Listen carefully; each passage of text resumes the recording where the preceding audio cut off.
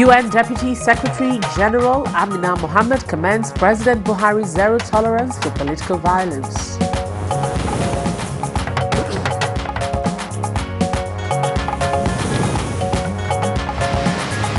President Buhari pledges deeper trade and security relations with the Netherlands.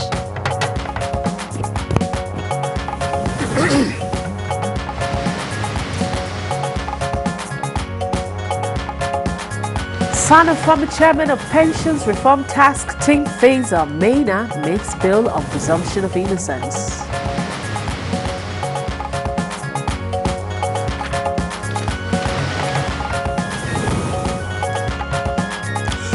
And on Good Morning Nigeria today, we shall discuss ongoing border closure plus launch of sex offenders register in the country.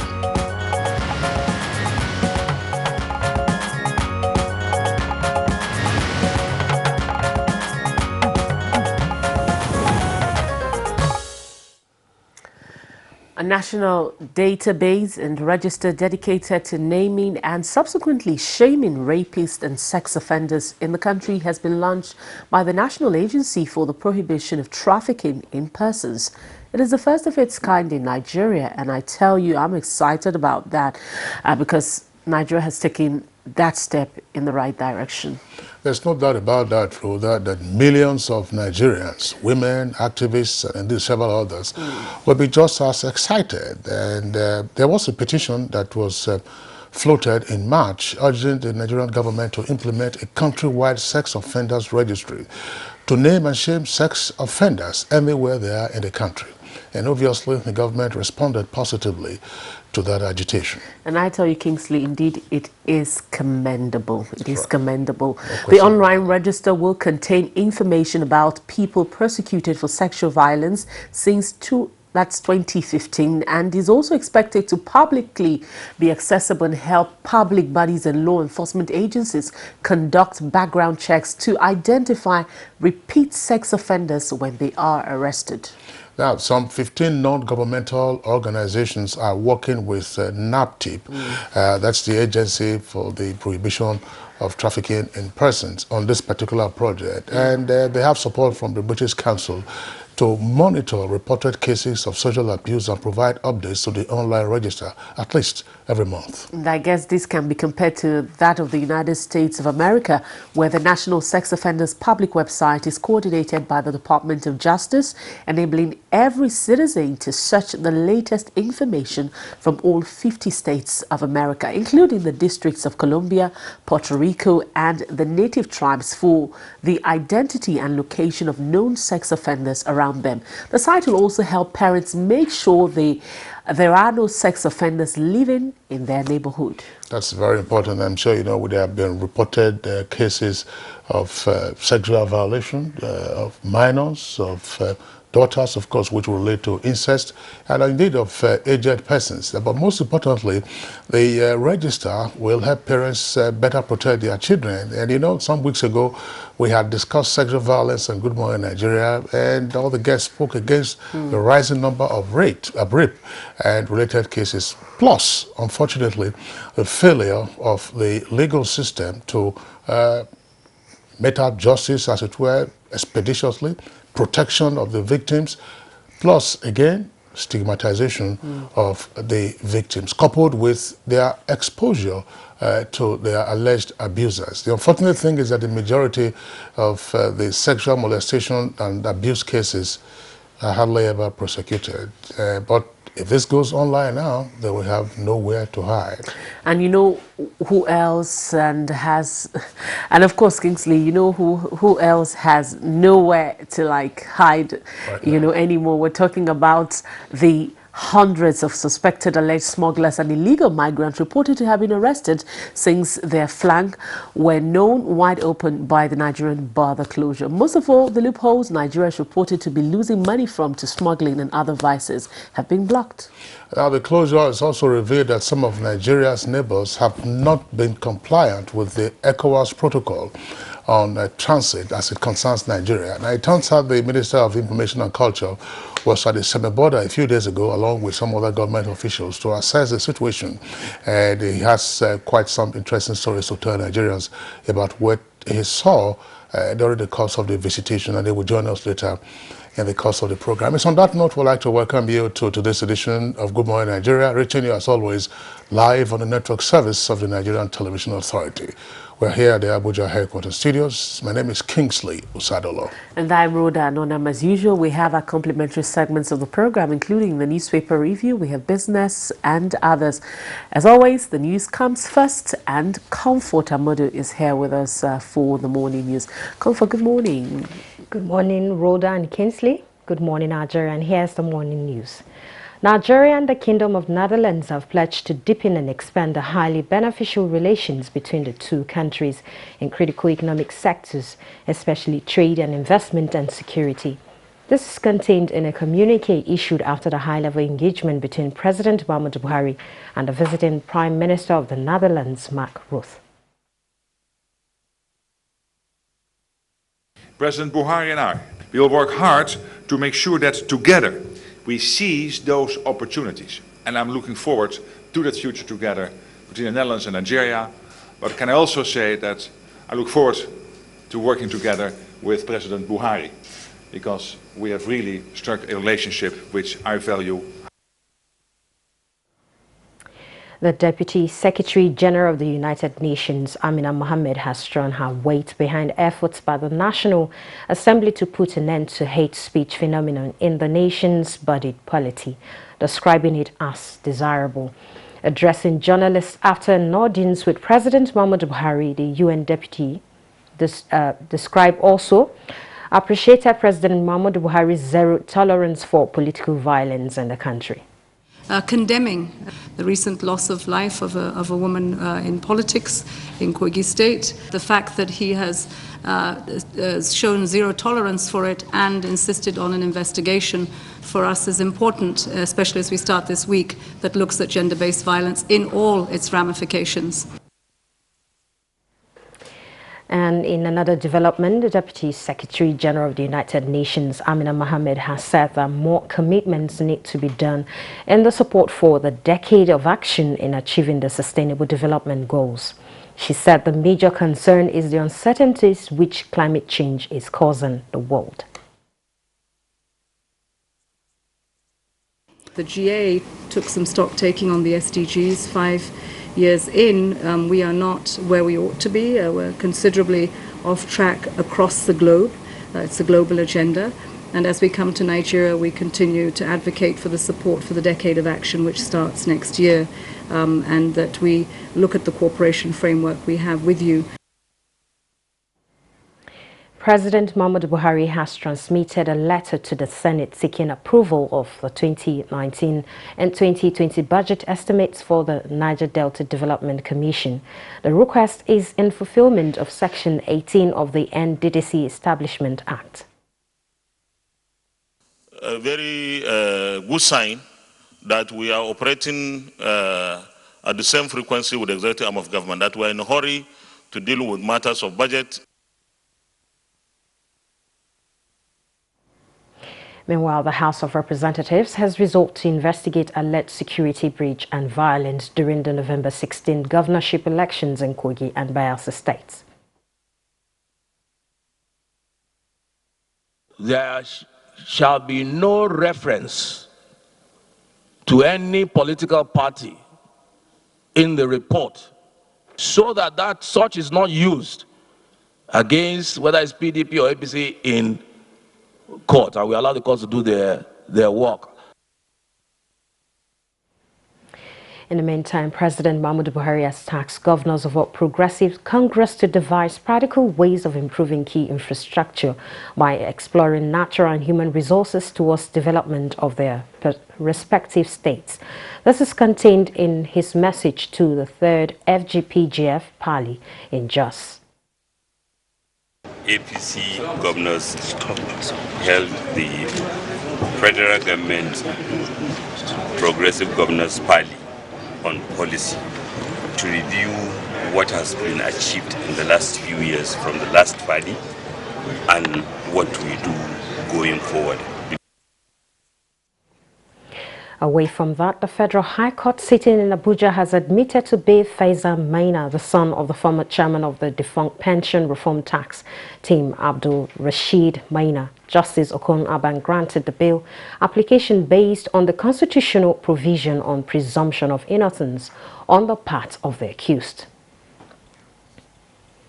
That concludes the news highlights for now. Rhoda and Kingsley will be back to continue Good Morning Nigeria after this break.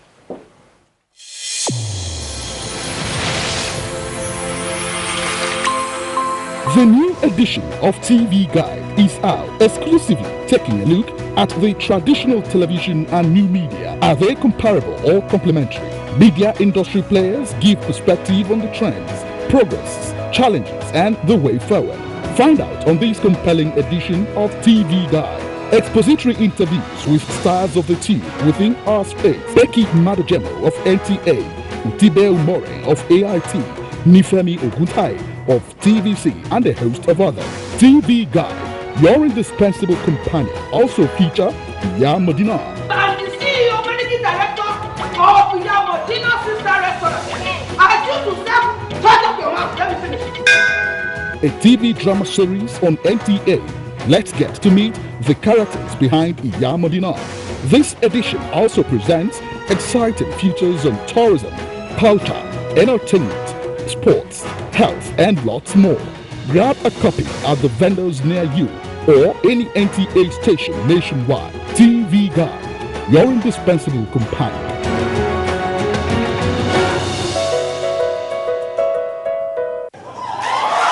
It's countdown to the 2019 Christmas celebration. Radio Nigeria, NTA, and Voice of Nigeria poised to set the tune for the season of joy with its annual festival of 9 lessons and carols. Theme: Jesus in the midst of the storm. Featuring Professor Laz Ekweme Chorale, Lagos. Classical operatic soprano by Abiodun Koya. Instrumentals and special appearances. Save the date. It's Sunday, 1st December 2019 at the National Christian Center, Abuja, 3 p.m. prompt. It promises to be soul-lifting and entertaining as we showcase scintillating music from different parts of the country. Guest speaker, Dr. Paul Enenche, Senior Pastor, Dynamis International Gospel Center. Lessons will be read by notable Nigerians, including the special guest of honor, the Vice President of the Federal Republic of Nigeria, Professor Yemi Oshibajo, SAN, GCON. Keep a date with Radio Nigeria, NTA, and Voice of Nigeria, 1st December 2019, 3 p.m. at the National Christian Center, Abuja. Save the dates. Hey, we wanna wish you a merry, merry, merry, merry, merry, merry. 20 years of travel and counting. 20 years of promoting tourism in Africa and diaspora. Over 3 million kilometers traveled. Over 30 African countries visited. Explored the diaspora in 4 continents. Connected over 100,000 happy tourists to Africa. Reached over 50 million homes. Igniting smiles across Africa and beyond. As Goge Africa turns 20, we thank you and invite you to join us in the quest for 20 must-visit destinations in partnership with the largest TV network in Africa, the NTA, Ministry of Information and Culture, Ministry of Transportation, Lagos State Government, Canon, Delta Airlines, Royal Caribbean, Tour Brokers International. You too can still be a partner. Call the numbers on your screen or info@gogeafrica.tv. Goge Africa, celebrating 2 decades of heritage, travel and tourism. Ha! Not so fast. Look, I'm tired. I want to check out of this country for greener pastures. Just calm down for a moment. Please sit down. Do you have a job where you're going to? No, but someone is arranging, Listen, Alinko. Checking out of this country without proper planning means one thing. Unimaginable begin. I've been in the diaspora, but legitimately doing great things at home and abroad. As I've been saying, without the proper footing abroad, the risk is not worth it. Listen, Alinko, it's better to be home than be trapped abroad, or even end up in prison.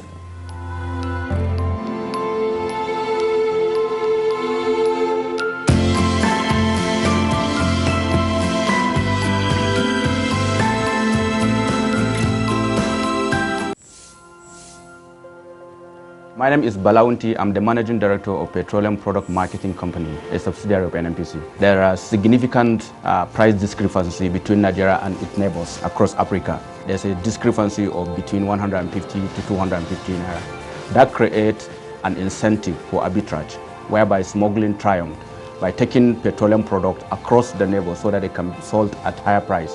While the smugglers are making the money, Nigeria is paying for it. And that payment is distorting everything that we do in terms of planning, in terms of our ability to fund, and thereby taking money that is meant for development.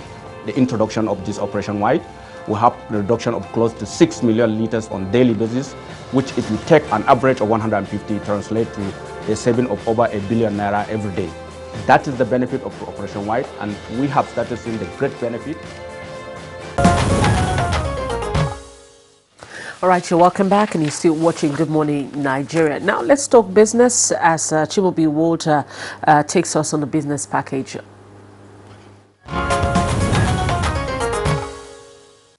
Nigeria, regarded as a growing economy, has been going through lots of reforms through the implementation of various government policies aimed at diversifying the economy. To take the discourse further, these panelists, drawn from different walks of life, are brainstorming on the need to have adequate measures in place in Africa and Nigeria in particular to protect intellectual property, the creative industry, and encourage young Nigerians to gain from their intellectual creations. This, they say, will help curb the huge amount of money lost annually to piracy due to low or lack of implementation of copyright and intellectual property protection. Nigeria doesn't value intellectual property. Nigerians don't see the value in your creativity, your innovation. However, now we have our fashion, we have our music, we have our movies being celebrated all around the world. That is what's actually bringing money into the economy. That's our biggest export right now. But we don't have the relevant policy to back that up, to harness those sectors. One critical area is actually what you mentioned, legislation. You need to have the right kind of legal framework around things. And you also have to have the ability to enforce that legislation and those acts when they happen. So without that, then without enforcement, there really isn't much point to it. But the two-day Monetary Policy Committee meeting of the Central Bank of Nigeria has concluded with the decision to retain rates at 13.5% as well as maintain all other parameters. It retained asymmetric corridor at plus 200 and minus 500 around the MPR, cash reserve ratio at 22.5% and liquidity at 30%. The meeting, which is the last for the year, had all 11 members in attendance. The need for increased efficiency in public expenditure and the building of fiscal buffers.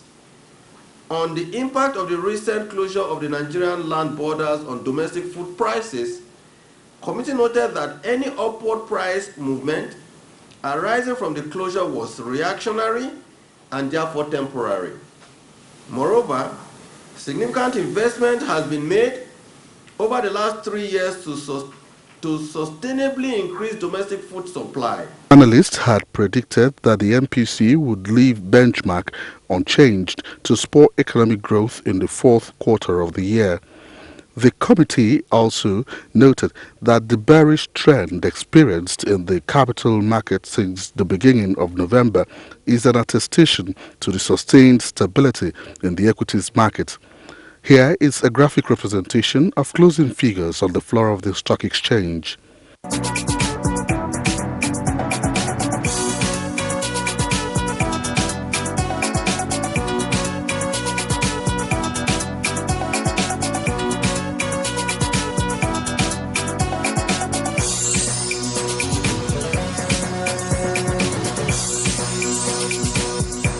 With business news, I'm Chimaobi Walter Naji. Many thanks, Chimaobi, for the business package. Next for us on the program is newspaper review.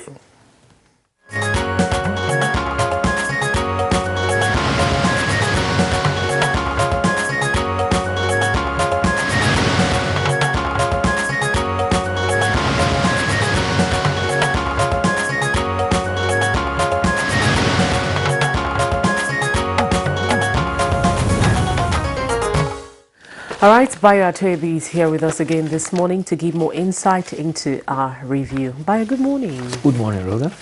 Good morning, Kinsley. Good morning, Nigeria. All right, Bayo, good to see you. Thank you. Straight away, we have the 4 papers, yes. or 5 papers. The front page of the Punch and the Daily Trust, they are very busy, but there's a story that is running from yesterday. We had a story on the front page and we discussed it. It's an earpiece, one of the 2 earpieces beside the nameplate of the Punch newspaper. Zamfara Assembly stops 10 million naira monthly pay for Yari and others. Details can be found on page 9. Zamfara Assembly stops 10 million naira monthly pay for Yari and others. Details on page 9. And you have that same story right at the foot of the front page of the Daily Trust newspaper. At the foot of the front page of Daily Trust, it says Zamfara Assembly repeals law on allowances for ex-governors, deputies. Details on page 4. And so we'll take other headlines now from the front page of the Daily Trust newspaper. The lead story says fuel ban takes toll on border communities. Black marketers and smugglers having field day. And you can see the gas stations virtually empty, but then right below those photographs there, you see jerry cans of alleged smugglers. So deserted filling stations at Idiroko in Ogun State and along Daura Kongolam Road in Katsina. Jerry cans filled with petroleum products were seized by customs officials along the border in Kebbi State. Now, right below the nameplate of Daily Trust newspapers, kidnappers to get life jail and rapists in for tough time. And EFCC arrests 2 deputy controllers of correctional service over $1 million scam. Details on page 4. All right, on the Daily Sun, it's just beside the nameplate. 2020 budget suffers setback in Senate.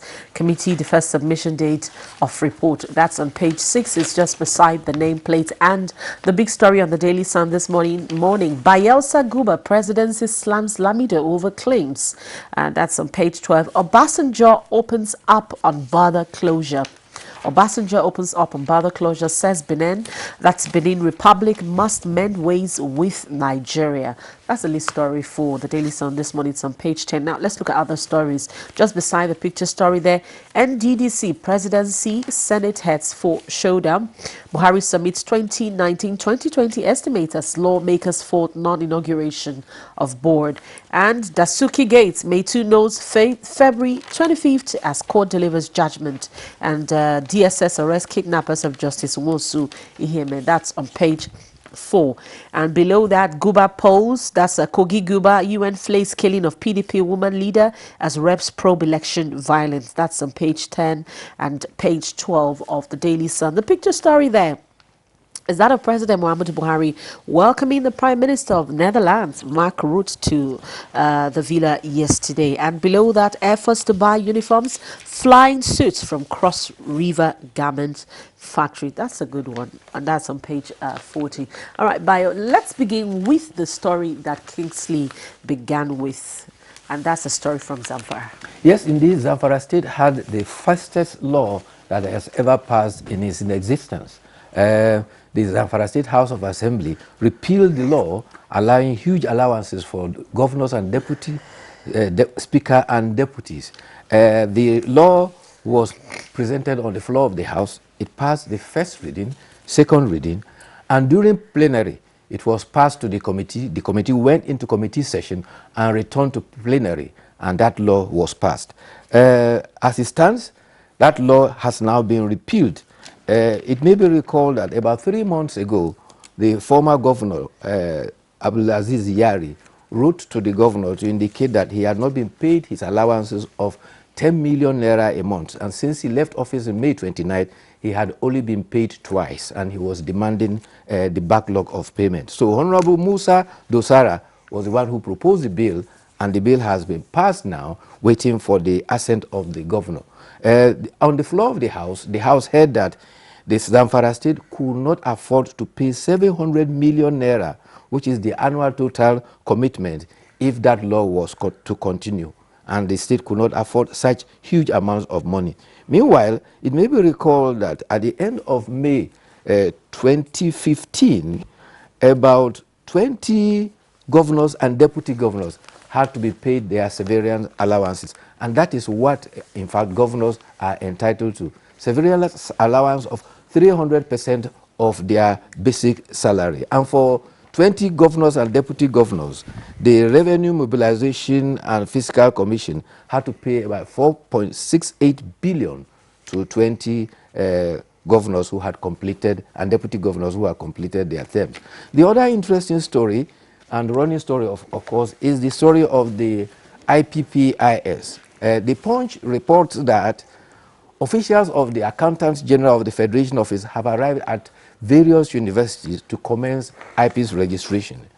At the University of Port Harcourt, the operation is at the Ebitemi Banigo Conference Hall, and the requirements that has been posted on the door requires that lecturers present letter of first appointment, letter of last promotion, evidence of transfer, if any, as well as a staff ID card, where they also are required to bring the birth certificate or sworn declaration of race.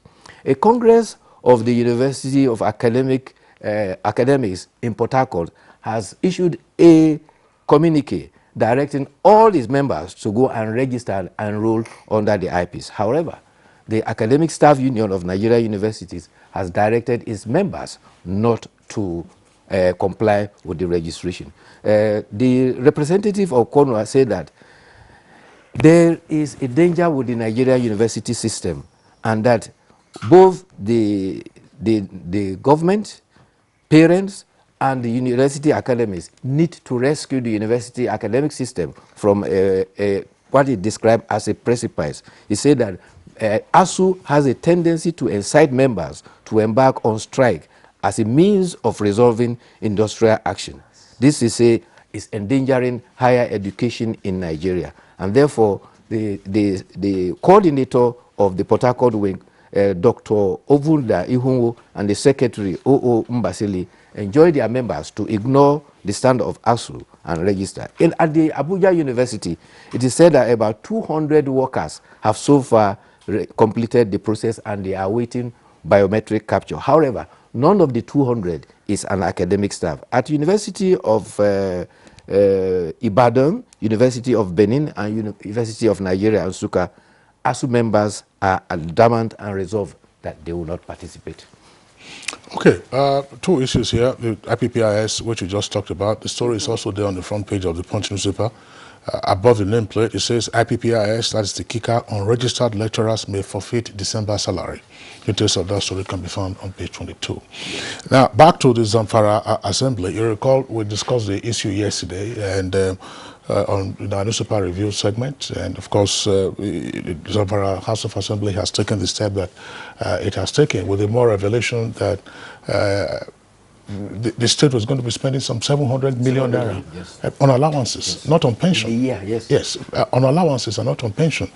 And as we indicated yesterday, there are several other states that are bleeding on account of the humongous payouts to their former governors and deputies. And we have to ask ourselves, at a time when there is a clamor for an increase in capital expenditure, why should we continue to have such hefty recurrent expenditure boosted in part by these payouts, to former officials who spent only 8 years in office, and some of them have also had speakers and deputy speakers of the state legislature included in it? Yes, and sadly enough, most of the states do not have enough sufficient funds to pursue their capital projects. The recurrent expenditure takes a large chunk of it. In fact, some of them are not able to meet their salary needs of their state without federal allocation every month. That's right. I mean, as we said, yes, there's nothing.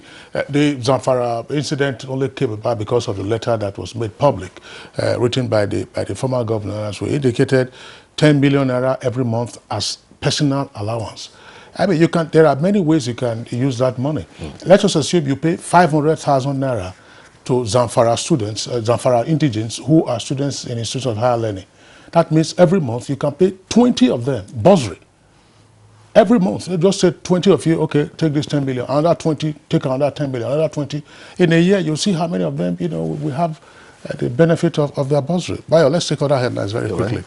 Above the nameplate still of the Punch newspaper, reduce $57 budget oil benchmark. MPC, that's the Monetary Policy Committee of the Central Bank, tells federal government. Once again, reduce $57 budget oil benchmark. MPC tells FG, that's on page 28. Crude rises to $64.17 dollars, and fuel subsidy hits 43 naira per liter. Again, that story is on page 28. Now, Boko Haram, that's the kicker. Allegation against Turkey, serious security issue. That's attributed to the defense headquarters with details on page 2. Now, an earpiece there also beside the nameplate of the Punch. Palm Sex, 39 directors fail, 48 for final interview. Details can be found on page 9. The directors didn't fail, they didn't make it, not that they failed. Details on page 9. Bayo, they didn't fail, they didn't make it. They failed the exam. Yeah, they didn't fail the exam, they didn't make it. You know? All right. Kogi killings, that's the kicker for the lead story. We can be victims of poll violence. That's attributed to senators. With 3 riders, Senate plans bill to stop violence during elections. UN condemns killings. It's irresponsible to say federal government blackmailed Jonathan. Details, of course, according to the presidency, can be found on page 2. Photographs there shows the scenes from Albania hit by an earthquake. And other headlines very quickly. Abuja transforming from nation's capital to mega slum. That's on page 3. Gunmen ambush police squad, kill 8 in Adamawa. And government's credit shrinks. Private sector rises to 25.8 trillion naira. National Assembly may pass 2020 budget next week.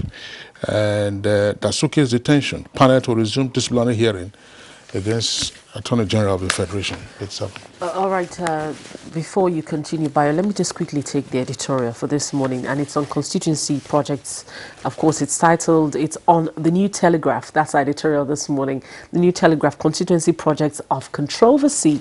President Muhammadu Buhari last week stirred the hot nest when he said that Nigeria has wasted 1 trillion naira in the past 10 years on constituency projects. Wow.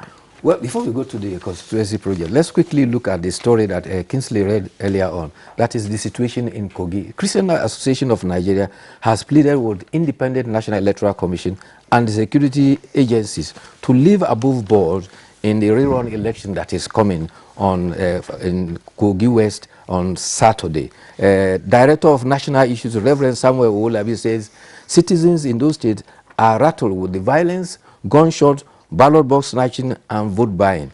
He concluded that elections in Kogi, people are now demoralized for fear of being killed if they go out to work. But strangely enough, he was appealing to INEC and police, and they didn't appeal to politicians.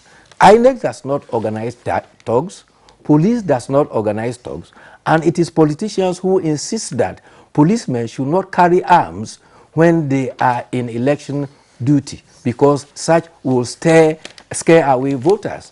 And thugs capitalize on that to attack polling units where policemen are there but not armed. A policeman that is not armed is not able to face a thug that is carrying sophisticated weapons.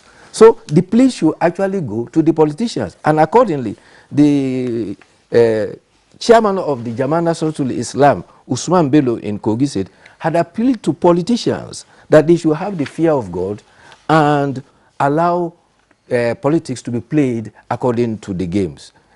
For now, there are going to be rerun elections in 2 locations. First, the resident electoral commissioner, Professor James Abam, says that there will be reruns for the federal constituency, which involve 23 polling units in Ajaokuta. The second one is the 52 polling units for the Kogi West senatorial seats. And he says INEC is ready for the exercise. Now to the editorial. The editorial is happening on constituency project. President Muhammadu Buhari, while addressing a summit on corruption, had expressed worry that in spite of the quantum of trillions that have been spent for constituency project over 10 years, there is virtually little to show for it. This has become a matter of concern. In the past 2 or 3 weeks, the Independent Corrupt Practices Commission has set out to investigate 100 constituency projects.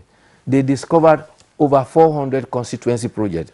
And what else did they discover? They found that most of the projects have been abandoned. They have found that some contractors have collected sums for the projects and have run away for the project site. ICPC is on their trail, and many of them are now forced to return to site to carry out constituency project.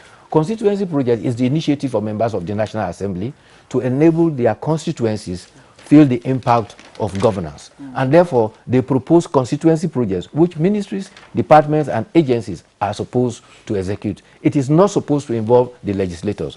But what the ICPC found is that some legislators actually have their hands deep in corruption projects in the constituency project. And therefore, an editorial is happening on the fact that there should be full investigation to find out the quantum of sum that have been allocated for constituency project, and to see whether the outputs are actually justified for the sum that have been expended. All right, Bayo, thank you very much. I guess that's the much we can take on the newspaper review this morning. We'll see you again tomorrow morning. Thank you. You're watching Good Morning Nigeria. We'll take a break now, and when we come back, the Minister of Information, Lai Mohammed, joins us. He just visited the Seme border just a few days ago, and so we'll be discussing the ongoing border closure. So stay with us. They swore an oath to serve our fatherland and defend the people. They traded their freedom, comfortable homes, and mortgaged their lives on the battleground for our unity and peaceful living. These are the great, fearless, loyal, and committed Nigerian armed forces who risked their lives courageously to safeguard our borders. But in the line of duty, many never returned. Nigerians, arise, let's celebrate our fallen heroes. Put on the remembrance emblem with pride to support the incapacitated and families of our fallen heroes.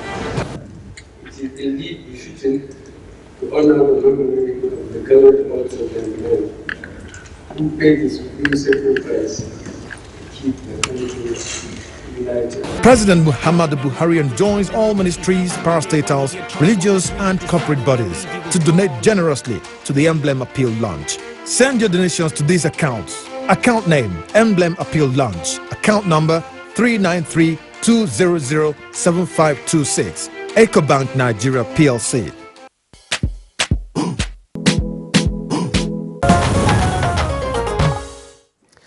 All right, you're welcome back. The Minister of Information and Culture, Lai Mohammed, is seated here with us in the studio to share his experience with us during his visit to the Seme border. But just before that, let's see this report put together by Anthony Forsen on his visit.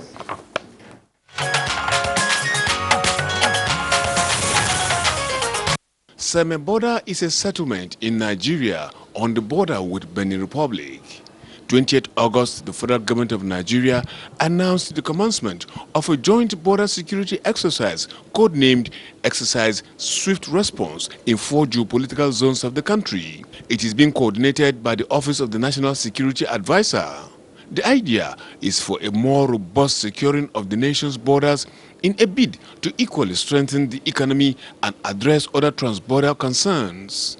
About 3 months down the road, this high-powered federal government delegation arrived Seme border to have an on-the-spot assessment of the situation. Headed by the Information and Culture Minister Lai Mohammed, there is also the Minister of Foreign Affairs Geoffrey Onyema, that of Interior Rauf Aregbesola, and Minister of State for Finance, Budget and National Planning. The Controller General of Immigration was present, while the Controller General of Customs was represented. There were representations also from the Office of the National Security Advisor and other security agencies involved in the exercise. They took time to inspect the Seme border control unit.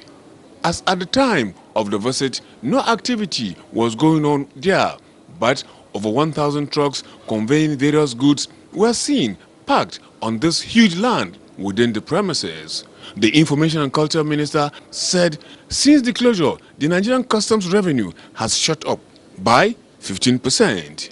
Since the commencement of the exercise, significant seizures have been recorded with estimated monetary value of over 3,500 million naira.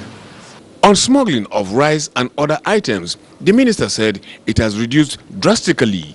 Since the closure, there has been an enhanced production and milling of Nigerian rice. Patronage of Nigerian rice has also increased, and farmers are expanding their farms as well as engaging more hands. He, however, reeled out items seized since the closure started.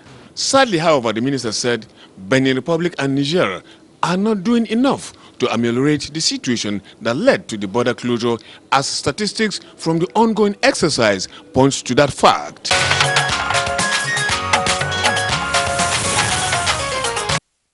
All right, thank you very much, Anthony Forson, for that background. Here with us in the studios, as my colleague indicated earlier, is Honorable Minister for Information and Culture, Alhaji Lai Mohammed.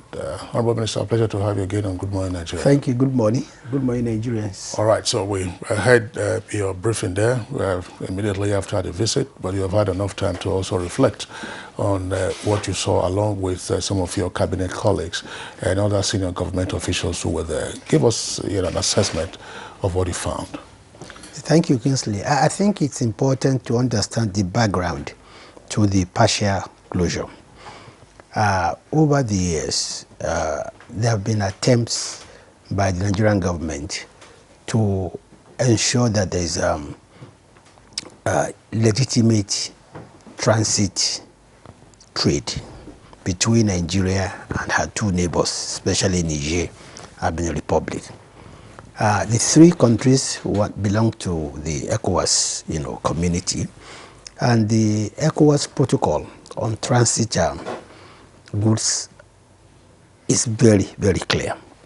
It says that if a container berths at a seaport meant for another, and the container is meant for another country as final destination, the seaport at which it berths should escort the container unopened, unaltered, with the seals unbroken to the country of destination. So in the case of Nigeria, it means that if a container which is meant for Nigeria as final destination arrives at Cotonou seaport, the authorities in Benin Republic should not open the container. They should not tamper with the seal. They should escort it to the Nigerian border and hand it over to the customs in Nigeria at the Nigerian border, who would now examine the goods and levy what taxes or tariffs that must be paid. Unfortunately, over the years, the Benin Republic has failed and refused to comply with this simple protocol. The practice is for them to break the containers which are meant for Nigeria, and in many cases they would load about 5 containers into one truck and allow it to be driven to the border. When they get to the border, they treat it as if it's just one truck, and the fact that they've broken the seals makes classification very difficult. In the process, not do we only lose revenue, but illicit items such as arms and ammunition, drugs, also get into the country. But worse still is that this practice of breaking the containers has also led to a situation whereby about 60% of goods meant for Nigeria are actually let loose, and they go through unauthorized, borders, resulting in this, in Nigeria becoming a dumping ground for all types of goods. And Nigeria made attempts to convince and persuade these neighbors. And in 2005, an MOU was, entered into by the two countries. I said, okay, we're not averse to free movement of goods between Nigeria and Niger and vice versa, or Benin and Nigeria and vice versa. But these goods must be those that are manufactured in the country of origin. And the parties went further to say that for any goods to be qualified has been made, in that country, it must contain at least 30% local content. This MOU was repeated in 2014, in 2015, 2016, 2017, 2018. Yet, what we have is imported goods, foreign goods, that are now being shipped into Nigeria as if they are manufactured within the ECOWAS territory. And every attempt by the Nigerian government to persuade our neighbors failed. That is why when we realized that this was posing not just economic threat, but also security threat to Nigeria, we decided on what we call a border drill.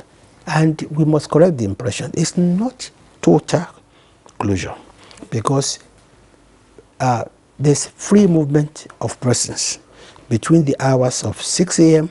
and 6 p.m., provided they have valid travel documents.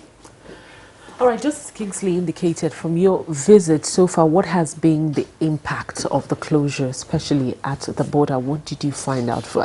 I'm aware that you also spoke to some of the community members in that area. You see, no country wishes to close its border permanently. Okay.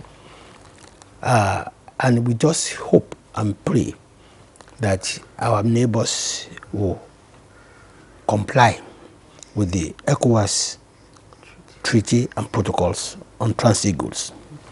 Now, but we've witnessed that in the last 3 months, the gains of the border closure are so enormous.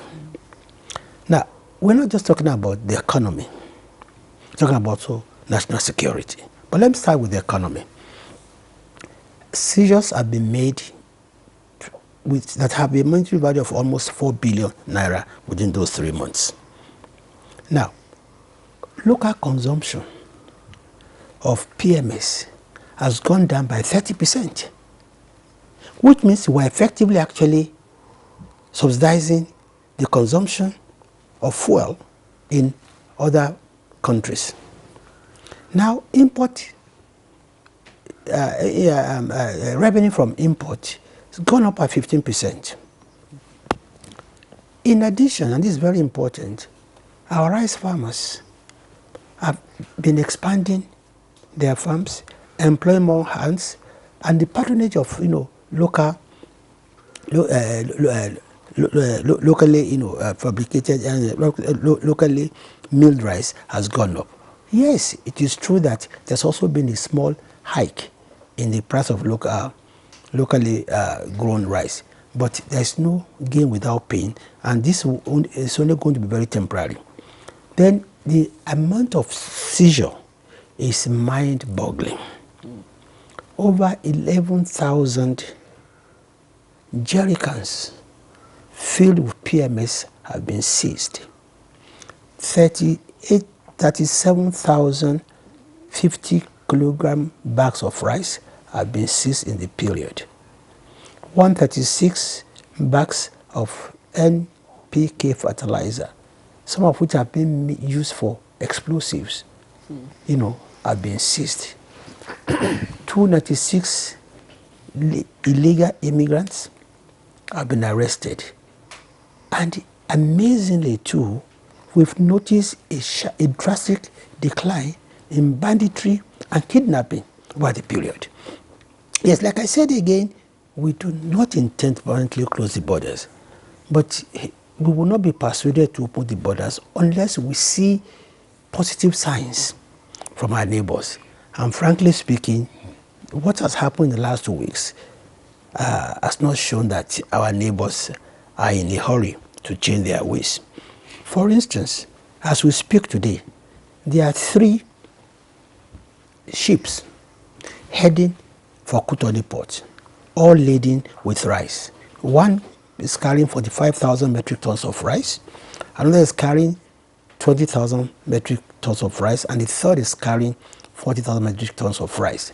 Now, you begin to wonder, Benin Republic is a country with just less than 12 million people, and yet you have this massive tonnage of rice coming in. Of course, it's Christmas period, and it's meant for Nigeria. In addition, The Republic just concluded arrangements for Japan to donate rice worth $30 million to the country. Where is that rice going to end? You see, we appreciate the concerns of Nigerians who are a bit, discomfited, by the temporary border closure. But they must see the larger picture. We're talking about one, national economy, and more importantly, national security. Well, I mean, your points have been very well articulated, Minister. Indeed, the partial land border closure is an issue that we have also taken on Good Morning Nigeria. Well, there are several curiosities around this. You referenced a while ago the apparent unwillingness of our neighbors, Niger Republic and Benin Republic, to change their ways, which precipitated the partial closure in the first instance. What do we know about, for lack of a better word to choose, why they remain adamant in what they are doing? I mean, they're not aware that they are hurting our economy, or they just feel that it's business as usual. What else can we do to fully understand why they are doing what they are doing, other than just say, look, we're going to close our borders in the meantime? Oh, Kingsley, as we speak, there are high-level diplomatic talks going on. Even as recently as yesterday, I'm aware that the customs authorities of both countries are meeting to see how the impasse can be broken. We will support any diplomatic or political solution to this issue. But these are real existential problems that Nigeria must address. And we can't afford to be emotional on this issue. You see, we're talking about revenue being lost on a daily basis. Revenue that could be used for infrastructure, can be used for, to employ more people. We're talking about our country's security being endangered. We're talking about by the proliferation of arms and ammunition. We're talking about our youth being destroyed daily by the legal importation of tramadol and all this. And you see, these, I think, are the issues we should address. And this is why we are resolute that we are asking these countries to do two simple things. One, respect the ECOWAS protocol on transit goods. Two, the MOUs we signed in respect of free movement of goods, state of origin, should be respected. And from that, once those issues are resolved, we can move on and then resolve other issues. I'm just wondering, I mean, look, for instance, today, while we were reviewing the newspapers, there were reports of some smuggling activities still taking place. In this case of PMS being smuggled out of Nigeria to the neighboring countries. In terms of intelligence gathering, why did it seem to be such a challenge for us to much earlier than now appreciate and in fact apprehend the fact that, look, Nigeria is busy subsidizing other economies with regard to PMS? Kingsley, even before the partial border closure, there have been instances and records of seizures. You see, of people trying to smuggle and customs trying their best to arrest them. But don't forget that we have probably one of the longest borders, in the world. And only recently, I think, even customs is trying to deploy technology to better use, to better use to patrol our borders. But the problem is that even when we provide equipment for the other, for our neighbors to help us, curb smuggling, they don't. For instance, we provided trucks to Benin Republic to escort, containers coming to Nigeria. These trucks are not being used by them. So it needs cooperation of both countries. You see, if no matter how good our customs are, if our neighbors don't cooperate with us, we are going to have the same situation that we have today. All right, Honorable Minister, let's take our tweets now. We have tweets coming in from our viewers via Twitter handle at NTAGMN. This one is from Adekunle Oluwashibomi Olayemi. He says, border closure is the only answer to Nigeria's problem. No advanced country will ever allow foreign items to supersede its locally produced goods. Now, Chris Simeon has this tweet. There is a disharmony between Nigeria and her neighbors due to closure of borders by the federal government. And he claims that about 100 firms have left Nigeria for the past 3 months. What is the source of this information? And Francis Obi says, heard from Customs and Minister of Information that is very beneficial. But when you compare it with the cries from the masses on the economy, government should give us more and better alternatives. Okay, Festus Akimboyewa tweets, with the border closure, government has been able to control smuggling of illegal arms, rice and fuel. Our rice farmers are now smiling to the banks, and attacks by Boko Haram have reduced. Our neighboring countries have been sabotaging our country for decades, and enough is enough. And Akeju Olagbaju says, border closure is a good response to the illicit trade between two neighboring countries. I support federal government's closure of the border. What is needed is a consistent review and monitoring until it is established that sanity prevails on the movement of goods that are illegitimate. This is Amagwala on Babs. That's the next tweet. As of today, our neighboring countries have not fulfilled their side of the bargain. They've refused to agree to respect the ECOWAS transborder protocols. On that basis, let the borders remain shut until they are ready to do the needful. Nigeria won't continue to be shortchanged. And Titus Monday says, the time of playing big African brother role is gone. Some of these African countries have gone behind our backs to stab us after so many sacrifices we have done for them, even at the expense of spilling intelligence Nigerian information. So we hope that the border remains closed. This one is from Titus Monday. All right, thank you very much. Remember, you can continue to send in your tweets via Twitter handle at NTAGM. And if you have questions for the Honorable Minister, you have comments, just send them via Twitter handle at NTAGMN. Honorable Minister, in your remarks now, you said that though this is a partial closure and it won't remain closed, after some time suspected that when our neighboring countries comply with this treaty, it will be open. One question that comes to mind is, when it's eventually open, what are the strategies that you think, what strategies do you think would be put in place to also ensure that smuggling is also still dealt with and the issue of illicit arms coming in? Because it's obvious that this closure has done a lot, but then when it's open, what happens? You see, if it is opened and we do not respect the protocol on transit, we are still going to have the same problem.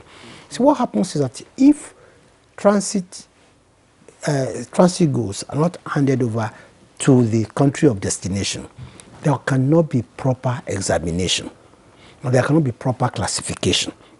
So it's very important. You see, a situation whereby you mislabel deliberately, containers or trucks as containing one thing and they contain another.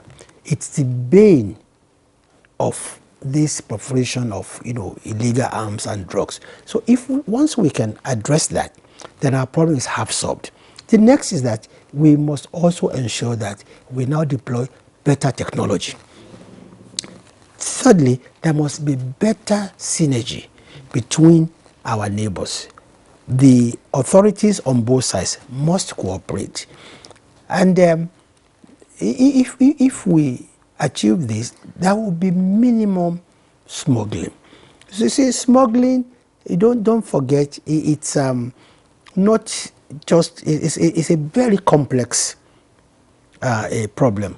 You will be amazed that even when we went on when we went on Monday to the border, we had, even from our own side, people with placards telling us to open the border, they are suffering, but we were not deceived for one moment, because we knew that these urchins have been sponsored by some people who are benefiting from the illegal and illicit trade. But we took pains also to explain to them that, listen, it's precisely because of smuggling that you don't have jobs.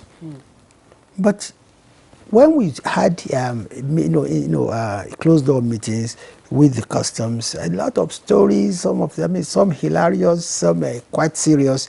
What I mean, like some people don't even think it's an offense to be smugglers. They proudly introduce themselves as smugglers. And then when they had stakeholders meeting, they introduce themselves, my name is XYZ, and I've been smuggling for the last, many years. So, which means again, even in the area of advocacy also. Yeah. And I must say that customs has been trying very much to also integrate and with the locals, and the level of cooperation between the locals and customs has been quite remarkable from what we saw and what we heard from both sides. That is in the past 3 months.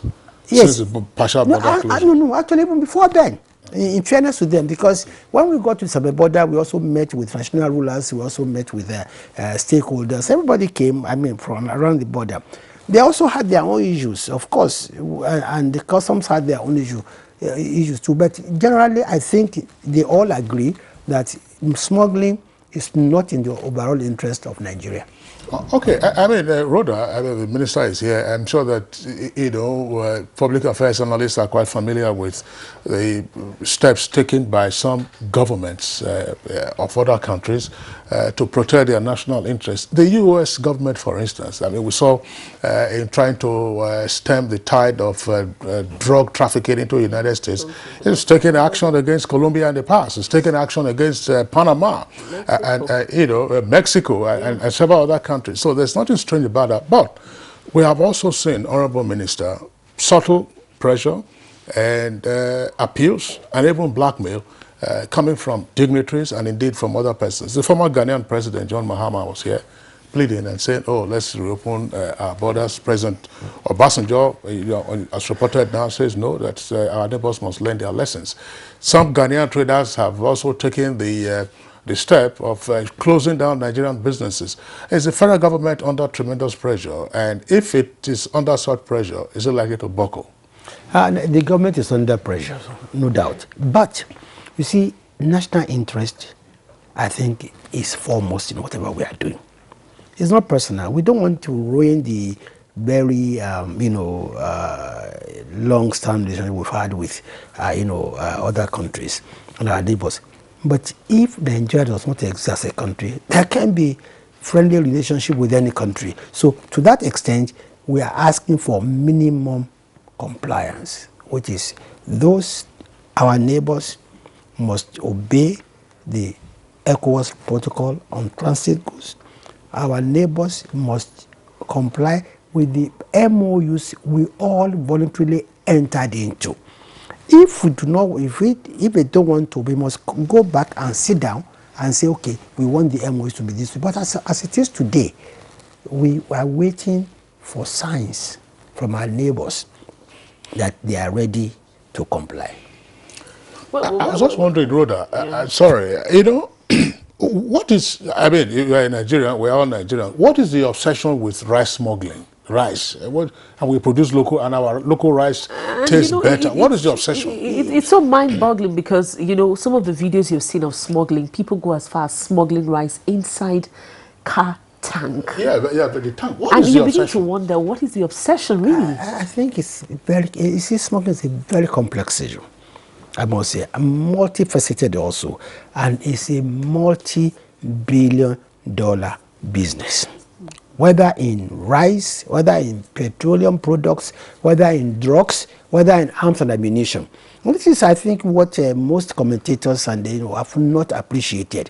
That it even goes, the implication of this smuggling even goes beyond the borders of Nigeria and actually affects our national security. Like I've said, in the last 3 months, banditry, kidnapping have gone down. Because the two things that fuel banditry and kidnapping are actually arms and ammunition and drugs. And if only for that, I believe that we are on the right track, and we must just continue to insist and ensure that even when the borders are open, it's not going to be business as usual again on both sides. Yes. And the other aspect is, fine, okay, we are having these gains that have been recorded. Rice farmers are applauding what's playing out. Customs indicating that there's been a rise in its revenue receipts, and we're spending probably less now in terms of fuel consumption and all of that. But what are we doing on the side of the metrics? Namely, does the border closure afford us an opportunity to realistically assess our local productive capacity and actual production, say of rice and indeed of other items that are usually top on the smugglers list, minus arms and ammunition?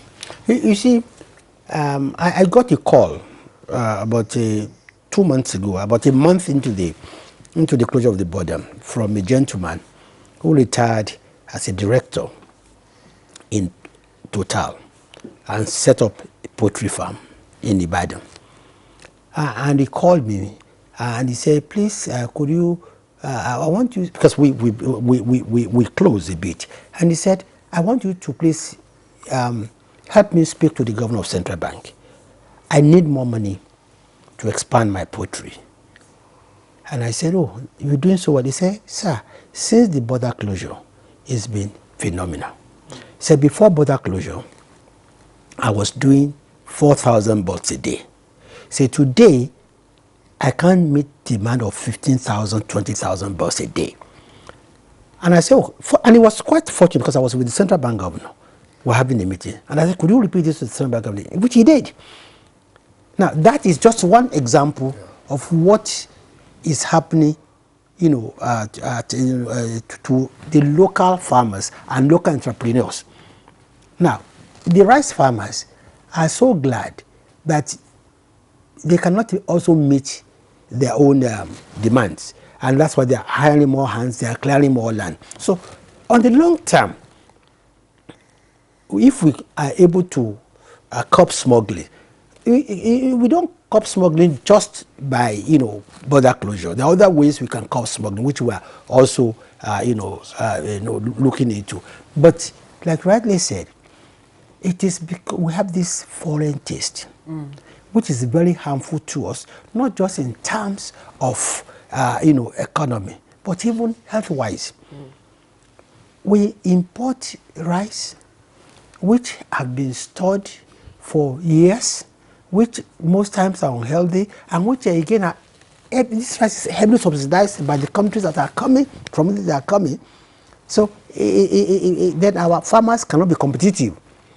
And this is why the Anchor Brothers program is doing everything possible to make our own farmers more competitive. So really, we look at this thing not in terms of just border closure, in terms of overall development of our economy and our well-being of Nigerians and national security. All right, the Honourable Minister just raised the issue of, rice, not just rice, even turkey, chicken. I tell you that before the border closure, I think a carton of chicken or turkey was about 14,000. Now it's about 20-something thousand. And a lot of people are now forced to eat our local chicken and buy, chickens that are... You can't buy take goat now. Goat meat is very healthy. Very, very healthy. Goat meat is very healthy. Fish is also very healthy. And funny enough, some of these turkeys and chicken, the frozen ones that they import, they've been on the high sea, they've been prepared for over a year, more than a year, 2 years, before they get here. You can imagine the harm that it's doing to our health. But Honourable Minister, it's part of your purview. Unfortunately, one of your parastatals, the National Orientation Agency, we keep saying it here, is under-resourced. That's advocacy, and advocacy. For Nigerians to better appreciate with the larger implications of this partial land block. It's a drastic measure, but it might work wonders from what the numbers that we are seeing already. Because I can't agree more with you, and I've also met with Mr. President on the need also to strengthen the NOA. NOA is present in 74 local governments of Nigeria. NOA has the capacity and has the platform to really break into every major languages, every major language in Nigeria, what the government is doing. But we also appreciate the fact that these are not the best of times for Nigeria in terms of revenue. But of course, it's like which one comes first? With this border closure, and more revenue to government in all forms. Of course, it's easier for NOA also to get more revenue. Thank you. All right, thank you, Honourable Minister, for joining us this morning on this discussion. It's always our pleasure to have you with us on the program. Thank you very much, Rhoda. All right, it's on that note we want to thank the Honourable Minister of Information and Culture, Lai Mohammed, has been with us this morning discussing the border closure, and of course he was at the Benin Seme border, and of course you just heard all that he saw, and of course giving us the benefits of the border closure so far. We'll take another break, and when we come back we'll be discussing the recently launched Sex Offenders Register. So stay with us.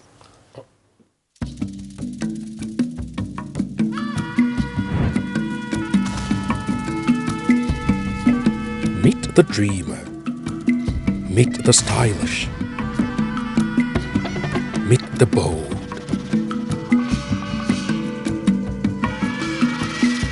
Meet the inquisitive. Meet the warrior. Meet the master.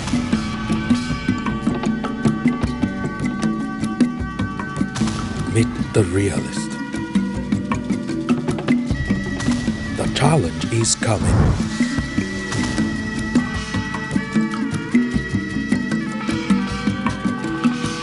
Unity Challenge.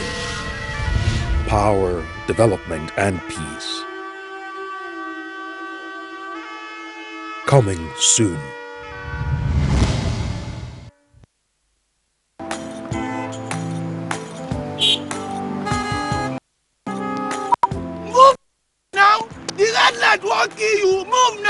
To dey disobey traffic law, they cause accidents.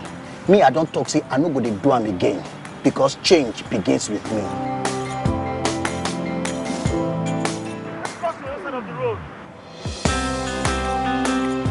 I will no longer endanger my life crossing the express.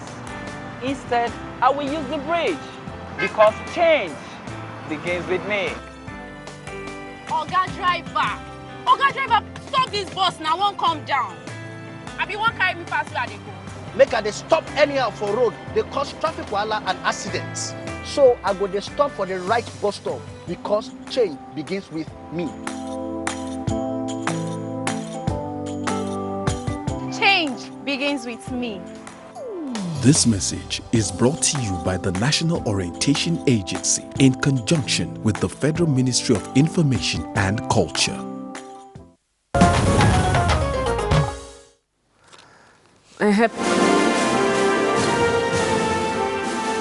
Advertising your goods and services on the right channel gives you an edge over your competitors. NTA News 24 has all the platforms for your target audience. The station is on DSTV channel 419, GoTV channel 46, StarTimes channel 101, and Free TV channel 703.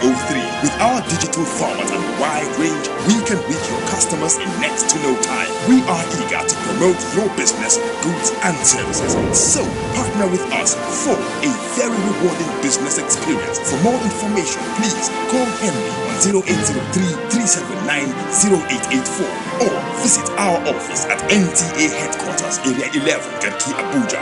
NTA News 24. News and more news. All right, you're watching Good Morning Nigeria live on the network service of the Nigerian Television Authority. And we're having a second topic for conversation. A while ago, we signed up the Honorable Minister of Information and Culture, Alhaji Lai Mohammed, who was discussing the outcome of the visitation by senior government officials to the Seme border. And Rhoda, just to indicate that the visit to Seme border isn't the only one to be undertaken by the government officials. Yeah, indeed, the Honorable Minister has stated that sometime next week, they will be visiting other border points with Niger Republic, and thereafter also touch on with Cameroon, and be sure that they go around all the points and soak up what the issues are and use that to reinforce Nigeria's position with regard to the partial land border closure. All right, our second topic, of course, relates to the first ever nationwide sex offenders register in Nigeria. Rhoda and I had earlier bantered on that while we were commencing to this program. the benefits of it, and how, of course, the register is going to operate is our topic for a conversation right now. And let's welcome the Director of Legal and Prosecution of the National Agency for the Prohibition of Trafficking in Persons. Is a lawyer. That's Abdul Rahim Okpoto Shuaibu. Shuaibu, pleasure to have you again on Good Morning Nigeria. Thank you so much. Good morning, Nigerians. Okay. And, of course, we hope that some of the guests will join us in the course of the conversation. All right, Abdurrahim Shuaibu, let's begin. What is this sex offenders register all about? What is it all about? Thank you so much. In 2015, a law was established by the National Assembly called the Trafficking in Persons Prohibition Act. And another law, which is against violence against persons, was also established in that 2015. It is called Violence Against Persons Prohibition Act. And that particular law is meant to protect violence against persons, particularly sexual-based violence and gender-based violence. And it is meant to protect the vulnerable ones, particularly the women and children, who are daily being raped, maimed, and violated. And that law is supposed to protect children in all ramifications. So the law actually is applicable in the Federal Capital Territory, and it is also being advertised, so to say, to all state government to be able to adopt this law to make it operational. So in Section 1, Section 4 of the law, it provides for sexual offenders register. It means that that register is meant to keep all record of those who have been caught, reported to have, sexually violated our children and women, and that is to serve more as a deterrence measure. That is to name and shame those who have been convicted, so that they'll be there in the public domain for everyone to see. Actually, the one that is for every member to see has to do with those who have been convicted by the court. So once you are convicted, your face, your particulars, name, and where you come from will be there for the entire world to be able to access it. Then the register is such a way that it's graded, that even those who are reported, even if the case did not proceed, it will be there for you. Then even if you go to court and eventually you're able to, win the case, maybe due to, maybe you got some good lawyers or whatever it is, due to technicality, and you are able to get off the hook, your name will still be there.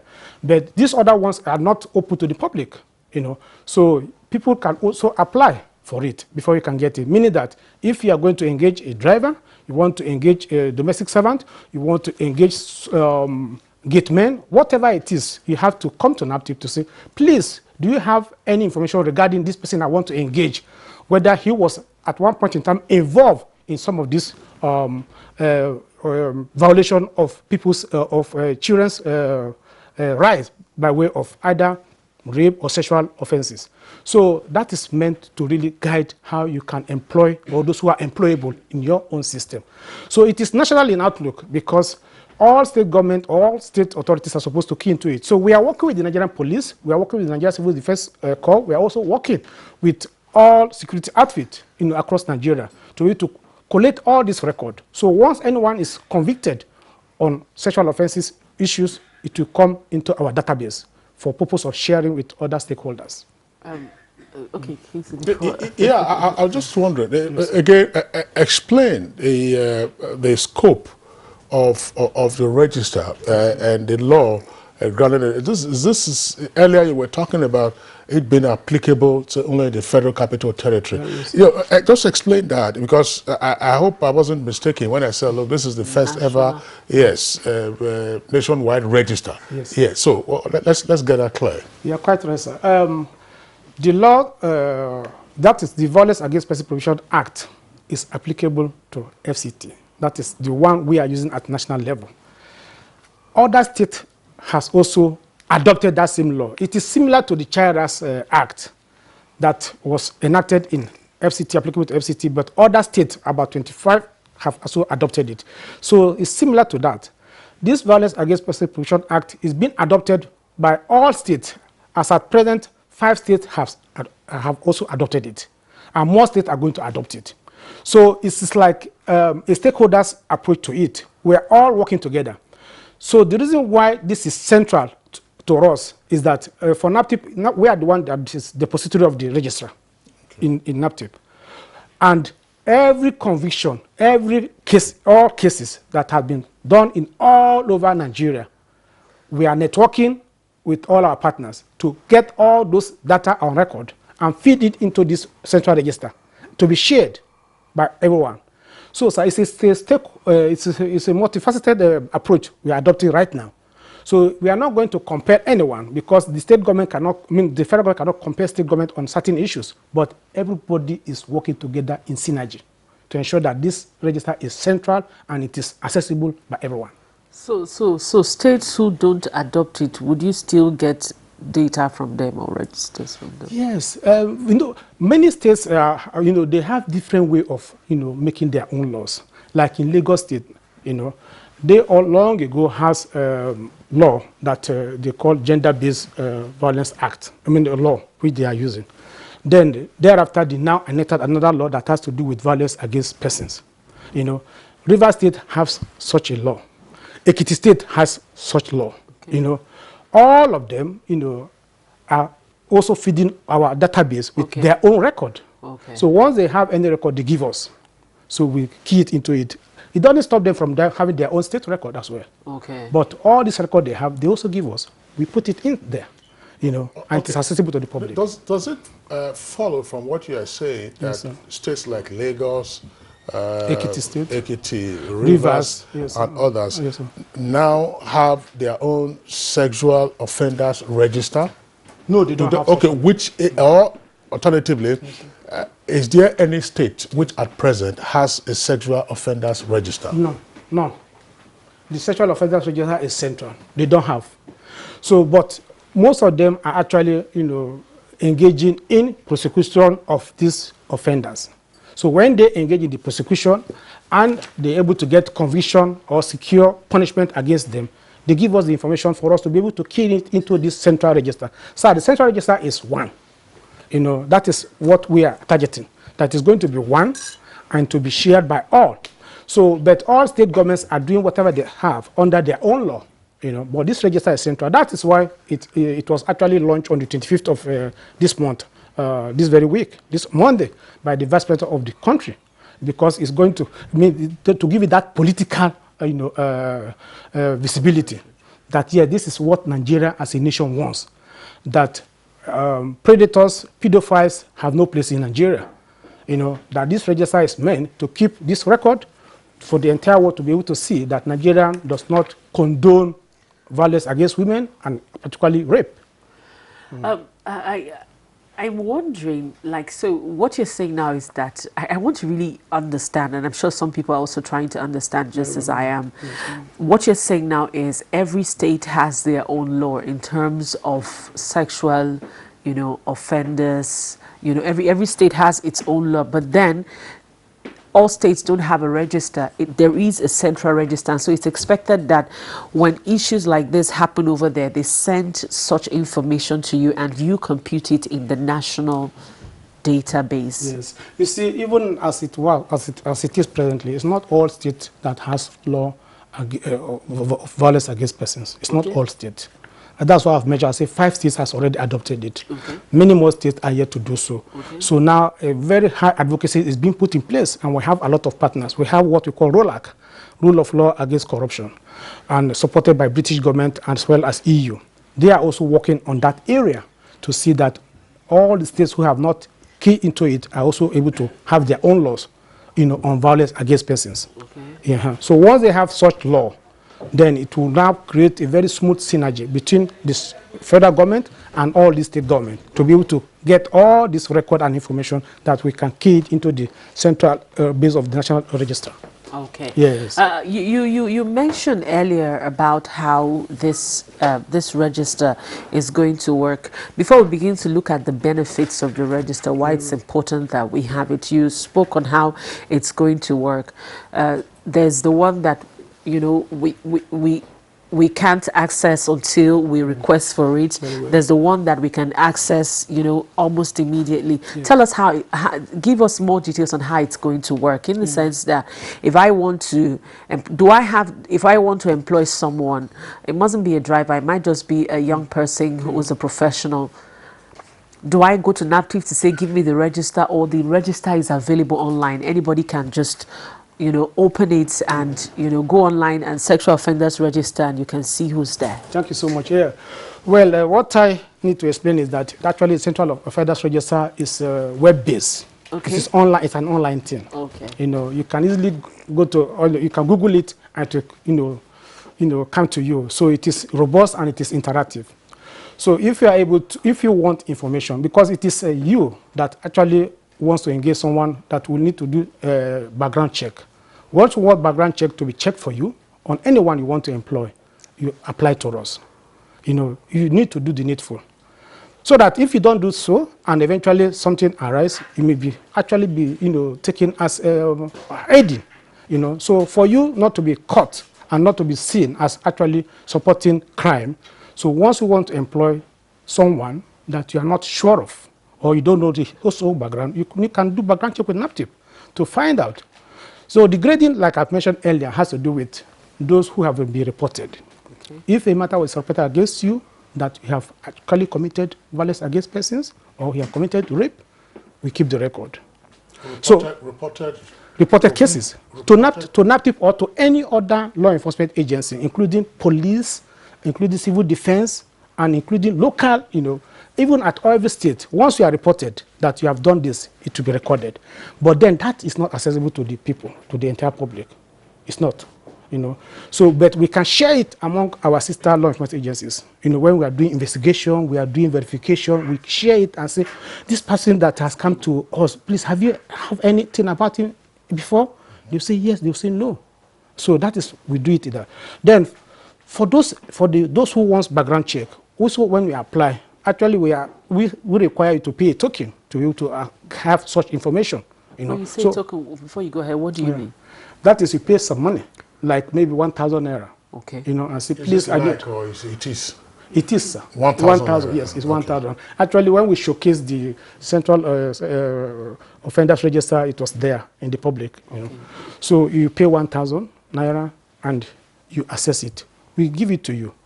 But it's not meant to be out there in the public anyhow. Okay. We are not going to allow it to be used to blackmail people. We are not going to allow it to be used to, you know, cause embarrassment to others. Okay. You know, it's going to be done in a very organized manner, in such a way that at least those who are not have not done anything wrong or whatever will not be used. Okay. Yes, who are still presumed to be innocent. The first set of persons that will appear on your register, you say, are those against whom there have been reports, or about whom there have been reports. Okay. What will be the next set of persons? The next set of persons are those that even when they were reported, we take them to court. You know, maybe for us, we found fashion case against them and we arraign them in court, and eventually they are, you know, they are left off the hook. By that due to technicality, or maybe the witnesses are not available, because sometimes some of the witnesses are not really willing. You know, they don't want to be further stigmatized, or you know, so they don't come up. And by so we will say a suspect who has been arraigned, but discharged, not acquitted, arraigned, tried, discharged, but not acquitted. Not acquitted. Then next category. The next category are those who have been arraigned, tried, and convicted. Those ones are automatically accessible to the members of the public. Automatically, once you have been convicted, your face, your picture, everything will be there. Yeah. So those ones what are the particulars of the persons that will be on the register? Yes, the particulars will their full name, their local government, where they come from, maybe their tribe, you know, everything that you need to know that is even in the, what do you call it, the Nigerian register, that is NIMSI. You know, all those identity will be there. NIL, okay. Yes. National identification number and all that. So all those particulars will be there, your height, your color, the color of your eyes, everything that will really bring you out that this is who you are will be there. And in any case, it is a world-based thing, so you can access it from Ukraine, from whatever part of the world, to show that this is the person who was convicted. All right, just before we introduce our next guest, I was going to ask you, there have been lots of initiatives like this. Like I said, before we go into the benefits, there are lots of initiatives like this that have been introduced in the past, and you know, after a while, it just dies down. How are we sure that this is not another hype again? You know, yeah, sex offenders register. In the next 2 years, you go online, you're looking for sex offenders register, you can't get. They say we are still working on it. What are you doing about the implementation? Thank you so much. We are hoping and believe that this is going to be very much sustainable. Why? Because it's like we're adopting the whole of government and whole of society approach to it. Stakeholders are coming together. A lot of NGOs are very much involved in this work. It's not a government thing at all. It's not just fully for government. A lot of NGOs are involved. A lot of international partners are involved. You know, I've mentioned issue of EU, European Union. I've mentioned issue of British Council. I've mentioned issue of ROLAC, you know, who are supporting this outfit. Yeah. So, and in the register, again, a lot of specialists are involved. Health workers are involved. Social workers are involved in such a way that when evidence has been collected, you know, they are verifiable and they can be used properly. So it's going to be very much sustainable, honestly speaking. All right, earlier on I indicated that another guest will be joining us. Now we have joining us Barrister Hawa Evelyn Shekarau. She's the country director, IPAS Nigeria. Thank you for joining us on the program. Thank you. Thanks. All right, speak to us. How do you feel about the launch of the Sex Offenders Register? Thank you for having me. I'm really, really excited and very elated about the launch of the Sexual Offenders Register. It is something that we have been yearning for years. I was part of the women's group that, you know, worked hard to get the Violence Against Persons Prohibition Act passed in 2015. And it was a process that took us 13.5 years before the Violence Against Persons Prohibition Act was passed into law. And the experience was quite exhausting, you know. And so, you know, like we always know, when you pass the law, it's not just enough. The important thing is how you get that law implemented. Now, the Violence Against Persons Prohibition Act 2015 in Section 1, subsection 4, makes provision for the provision of Sexual Offenders Register. So, the launch of the Sexual Offenders Register 2 days ago, for me, you know, is all a right step in the right direction, showing that we are, you know, in the process of ensuring that the provisions of the Violence Against Persons Prohibition Act are implemented. So it's something of great joy to me and most of women working in the area of women's rights, you know, advocacy. I was just wondering, are there potentially knotty issues that might arise with the maintenance of this register? I'm asking this question against the background of what you know very well, that the police, that's what is called the Force CID, Criminal Investigation Department, which is one of the top branches of the police. They have a database as well. Barrister Schreiber was telling us a while ago that, okay, the Sexual Offenders Register is domiciled in NAPTIP, but the Force CID also has a database. I mean, persons get printed, they have profiles that they keep, and all of that. So, how is this going to work out? Yeah, I think that you know, some of these different databases, with the way the government is going about ensuring people have this NIN. You know, I think I've read somewhere where at some point some of these databases will be connected, you know, such a way that whatever information you have about one person in any of the databases, it is connected. That is one. And then secondly, the The sexual offenders register, like the NAPTIP officer did mention, is going to be maintained, is like a multi-sectoral team that is working to maintain that register. You also have NGOs who are working on making sure that every month it is updated. You know, so there would be, I do not think... law enforcement agencies, let's face No, it. they're not, but they are partners in progress. The reality is that the push for even the sexual offenders register is a civil society initiative. But of course, the civil society initiative cannot get any traction without the involvement of the agencies, the key agencies that are involved. I also want to point that there is this sexual and gender-based violence response team. That team consists of the police, the civil defense, and civil society. They are working, their office is at the Social Development Secretariat, together with some of the staff of the Social Development Secretariat. Okay. And every information that has to do with sexual or gender-based violence, they are the people who are documenting some of these issues. Yeah, you know how your explanation is clear, but I just, you know, Shuaibu, you're also familiar with this. Sometimes you get into interagency rivalry. Yeah, that's correct. Interagency rivalry is there.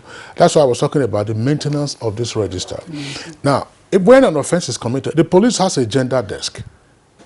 The police has a gender desk at force headquarters, whether they have it at state commands, it's a different issue, or at DPO level. Usually, I believe there's a sexual offense, the first port of call is not an NGO, but it's to the police. Yeah. Okay, now tell us, in terms of your relationship, because this is, as has been said, it's a laudable project, so that we don't miss out the informational value of this register. Now, the police will not report to NAPTIP, let's face it. A DPO will not report to you. A state police commissioner who mounts a command will not report to NAPTIP. How then do you hope to extract information from the police blotter with regard to sexual offenses and incorporate that into your own register, which is domiciled at NAPTIP? Thank you so much, sir. You see, the way Amanda, the law is tailored is such that all the partners, you know, are supposed to work together, and we have a monitoring team. The police is involved. I mentioned them earlier. The civil defense are there. So we meet from time to time to compare notes, you know, and exchange intelligence and information. Agreed. Police are more versatile and well spread than NAPTIP. So when cases of rape, you know, come out, you know, they may get to it earlier than other law enforcement agencies. But then they also know that they have a responsibility, and they also have that, you know, task of reporting and comparing with NAPTIP, and they do. They have been doing it a lot, sir. You know, we have been working with, particularly here in FCT. So once they have information, they get across to NAPTIP, and we compare notes, and they sometimes transfer cases to us. So we transfer cases. They transfer cases to NAPTIP. They say, NAPTIP, please, this one, you can handle it better than us. Please, go ahead. So we do, and we give them feedback on what has happened. So we have been doing so with police in a very seamless manner. And the law, section 40 of the sexual offense, of the violence against persons, say that NGOs are key. They are mentioned. You know, that's what we call service providers. Yeah. So service providers include health officers, they include lawyers. You know, they have legal clinic. So even when cases happened, you are supposed to, even if you cannot go to police directly, you are supposed to go to a health center to be able to get that medical treatment, you know, that will be documented, you know, and these providers are supposed to be there. So people have been registered, more than almost 100 now, sir, have been registered, that is service providers, who are mainly NGO-based, have been registered, and they have been, you know, documented to help in this area. So it's a whole of society and whole of government approach to this particular issue. All right, just very... I wanted to add that the gender decks of the police, they are together in that response team. And I've also had the opportunity to also assess what is happening in Lagos and Ekiti State under the ROLAC program. And they are working in tandem. By the way, Lagos also has their own database of you know, sexual offenders register in Lagos, and also Ekiti State. They have a register. Yes, okay. In Ekiti State, they actually call it the Black Book. you know, where they also record people who have been tried, discharged and acquitted, and also those who have been convicted. So what's going to happen now is that you're going to work together with them to also ensure that these registers are harnessed together, yes, and of course, with the national database. Oh, that's a good one. Yes, and also to you know, it's a process that has just begun. Yes. Definitely, it will continue to be fine-tuned and get better. And the violence against persons prohibition, as we speak, has been domesticated in 10 states. So we still have you know, efforts to get them domesticated in the remaining 26. We're back to the sexual offenders register. We must acknowledge that we have a challenge of identity management in Nigeria. So a person can come with 3 different names, rearrange them in different orders. How do we overcome that so that these sexual predators don't find that as a loophole to escape scrutiny and ostracism by the rest of decent society? I agree with you, particularly also in Nigeria, where you can have some people with same name. You know, like I've had somebody with the name Hawashi Karau, but it's not me. You know, so and that's where some of the details, the other biometrics, are also very, very important. Right. The biometrics are taken; they are also, you know, documented, and that is why the process of making sure that when people make reach out to verify the to do background checks, they have to go through the process that would make sure that it goes through all the biometrics and make sure that, yes, the person we're talking about is actually, you know, that person. So I think that is key. Let me ask you, sexual offense is one issue that in Nigeria, when you take to court, it's always very difficult to establish because of, you know, some of the issues that surround it, like evidences, you know, having people come out to say, oh, I saw this, or, you know. What does this mean for victims of, you know, sexual violence? Will this in any way promote justice for them? Yeah, truly, I mean, having been in the field, working with, you know, victims for over 2 decades now, you know, the reality is because of sometimes the failure of the criminal justice system, some of them are held back from coming out to report.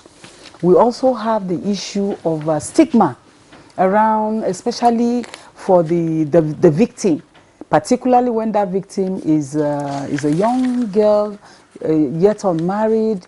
The fear of the stigma around her that might prevent her from getting married in future.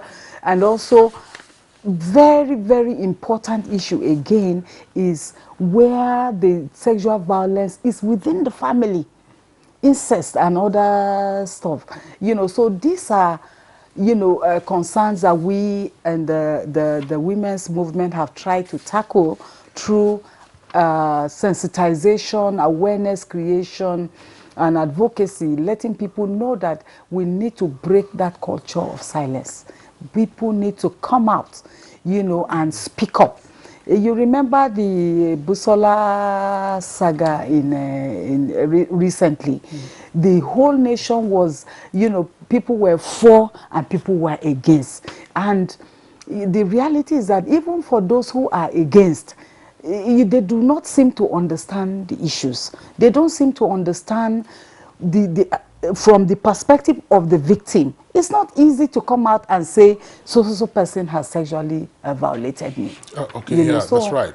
Let's pause you there because we have a number of tweets that have come in from our viewers. Akeju Olabwaju has this tweet. It says the register should be for all forms of sexual offenders in order to assist the security agencies. The sex offenders are those who have been convicted, but effort should also be on sexual predators and how to provide cure or treatment for their predatory behaviors, which are on the rise, especially in institutions of higher learning. And Festus Akimboyewa tweet says the introduction of sex offenders register should be applauded, as it will have significant deterrent and effect on sex crimes. Once the register is up and running, government must provide the resources needed to track many of the sex offenders and ensure it doesn't result in it doesn't come out in a bad light. Okay, now, Adejumo Paul Olubimi tweets, having a sex offenders register is long overdue. This will go a long way in stopping sexual harassment by lecturers. The register should be computerized and accessible by all on the internet. Well, this raises the question. It says sexual harassment. Who are sexual offenders? Is it a harasser, a rapist, a violator, or who? Sexual harassment is sexual violence. As even provided by the violence. As we saw with those who were visiting the code room at University of Lagos. Code room, yeah. All right, okay. And Dilly Jack Solomon says many of Nigerian women are sexually abused before they turn 18, and with the majority of cases of sexual abuse in the country not prosecuted at all, there is the need to strengthen the capacities of government and key stakeholders, including social welfare and justice services, that prevent and respond to violence against women and children in Nigeria. Nothing less of this. Chris Simeon, the launch of the Sexual Offenders Register is a welcome development. Those who cannot control their sexual desires should be penalized. Finally, Omogbola Abab says sex offenders register is a very good move by the government. It gives citizens useful information about those who are menace to the society at large and need to avoid them. It equally serves as a means of restraint for potential offenders and other pedophiles once they know they will enter into the record. And so this brings me to my question. How do you ensure that such registers are not compromised? Because what happens is, if a person knows that if I am convicted, and so my name would appear on the sex offenders register, and of course the implication of that is nobody would want to employ you, nobody would want to give you a job, and so that means you don't have a source of livelihood. I'll do anything I can to ensure that my name doesn't enter, even if I've committed a crime. How do we ensure that such registers are not compromised, even within NAPTIP? That somebody has committed an offense, you see somebody go, we see it in some parts, that people go to pay and say, please, my name should not be on this register.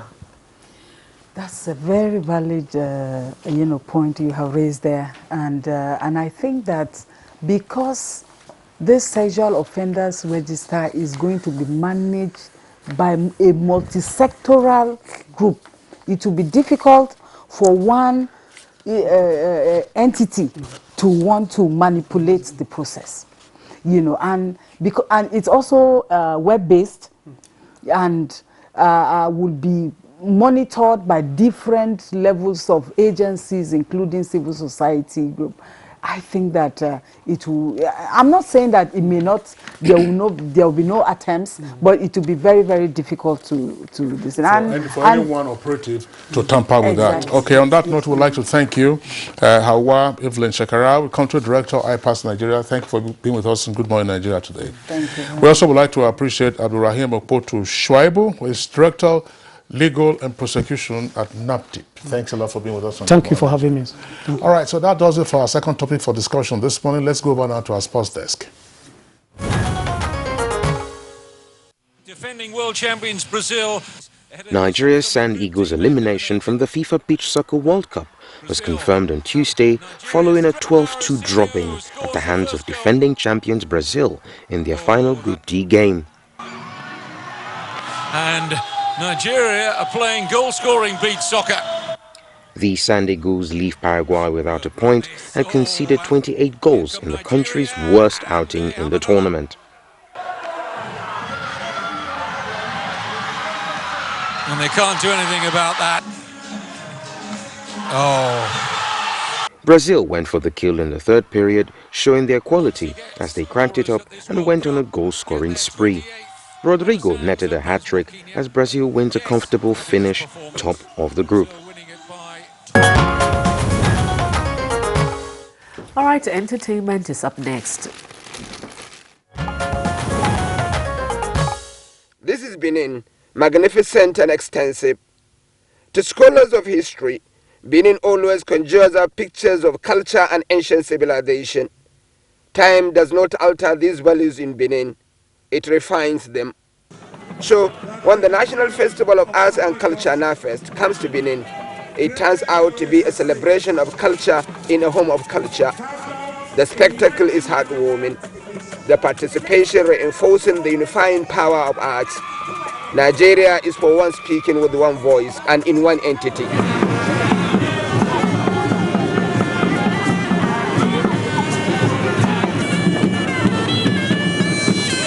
There are several defining moments during this festival. They are all spellbinding. There is among them one good night. It may perhaps be a coincidence. It may well be deliberate. But fittingly, NAFEST 2019 in Benin is built in the image and likeness of the Oba. It coincides with the 3 years anniversary on the throne and with his birthday. Many of the events of the festival were in fact fashioned to rejoice with him. On this particular night, the Oba obliged NAFEST to be at Oba Akindwa Cultural Center. It is another radiance of the king.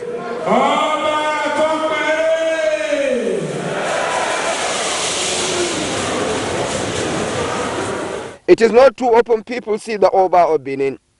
When they do, however, they should better enjoy the moment. I did. I got out with one thing from this hall. When Nigeria is celebrating culture, the world must pay respect. Activities of the night were breathtaking, to say the least. To say the truth, the Oba and his entourage were no less so too. 3 sublime girls were seated on the left of the Oba, enough to cheer his mood should any event be dull. There were dedicated court musicians in the hall and outside too. They provide relentless entertainment while the Oba is seated. They only stop when the formal programs are on session.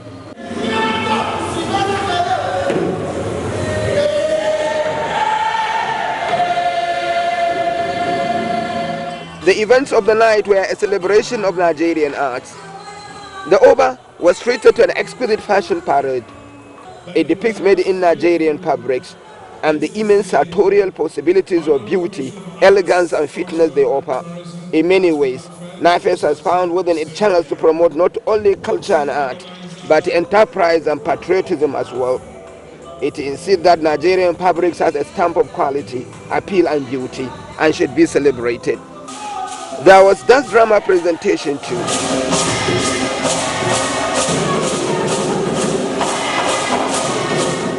This woman knows how to put in an appearance. She's young, vibrant, defiant and a dancer.